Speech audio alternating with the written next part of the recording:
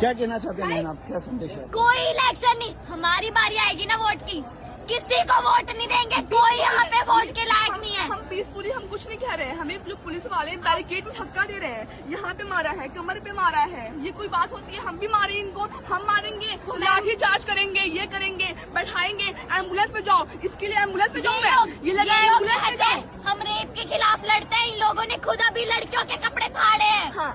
ये लोग लड़ेंगे क्या हमारे खिलाफ? सोनम जी को पकड़ा, सोनम जी को उन्होंने पकड़ा, जो क्रिमिनल्स है उनको ही पकड़ते इतनी जल्दी। वो 60 लोग भूखे हैं, उनके लिए आवाज नहीं उठा रहे। इन्होंने फीमेल आज हम मार्च करने आ गए तो ये लोग आवाज उठाएंगे। इन्होंने कपड़े फाड़े, औरतें मार रहे हैं पुलिस वाले चल रहा है इस तरीके से। और क्या करें, हम सेफ्टी दे रहे हैं, कैसी सेफ्टी दे रहे हो आप लोग? मार के सेफ्टी हमें यहाँ लड़ रहे हैं, हमारे लिए लड़ रहे हैं ये लोग, कह रहे हैं हमारे लिए लड़ रहे हैं। हंसी आ रही है इन लोगों को। अभी मैम गई है, बोली ताबीज हमें नहीं, ये क्या बोल के